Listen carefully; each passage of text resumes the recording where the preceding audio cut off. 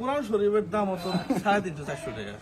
বিল্লালকে নিয়ে পোস্ট করলেই তো ভাইরাল হয়। হ্যাঁ, আমরা জামালপুরের মানুষ বিল্লালকে ভালোবাসি, আর ও ছেলেই ভালো, ওকে আমি পার্সোনালি আমি ভালোবাসি, কিন্তু এটা বাটপারি করছে। এটা তোমাকে কিন্তু আমি ভালোবাসি, তোমার ফিউচার নিয়েই কথা বলতেছি। তোমাকে মানুষ থুতু দিবে এটা আমরা চাই না। তুমি ওই হিরো আলমের মতো হবা এটা আমি চাই না। তুমি বীরের মতো থাকবা, এবং তোমার হাত ধরে শত শত ঘর উঠবে। তোমার হাত ধরে অলরেডি 11টা ঘরের কাজ হয়েছে, আমি খুব খুশি হয়েছি। হ্যাঁ হ্যাঁ, তুমি ভালো কিছু করবা এটা আমরা আশা করি। Thank you so much. সে কতটা শিক্ষিত হলে এত সুন্দর গুছিয়ে কথা বলতে পারে, এটাই হলো জুয়েল ভাই। আসলে আমাদের মানবতার ফিরওয়ালা সবাই হতে পারে না। তার মুখের কত সুন্দর ভাষা করে আসলে বুঝিয়ে দিলেন যে বিল্লাল ভাই আসলেই এই ন্যাক্কারজনকভাবে এই বইটার দাম নিয়ে এত দূর আসতে পারতো না। আসলে জুয়েল ভাই সবার মনের মধ্যে একটা জায়গা করে নিছে। জুয়েল ভাইয়ের মতো আমি মনে করি প্রত্যেক বাংলার ঘরে ঘরে প্রত্যেক মায়ের সন্তান এরকম প্রতিবাদী হোক।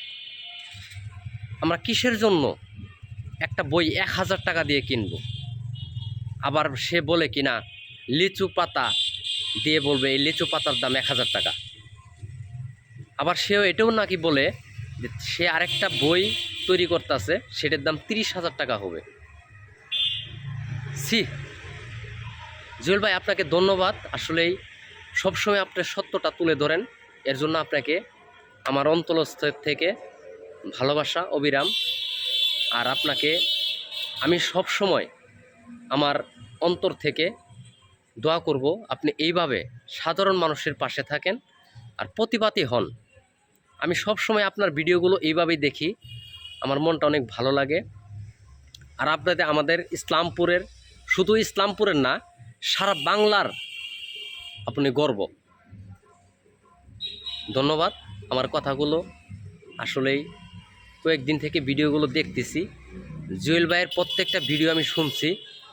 সে আসলেই কারোকে ছোট করে কথা বলে না, তবে সত্যটা তুলে ধরছে। বিবেচনা এখন আপনাদের।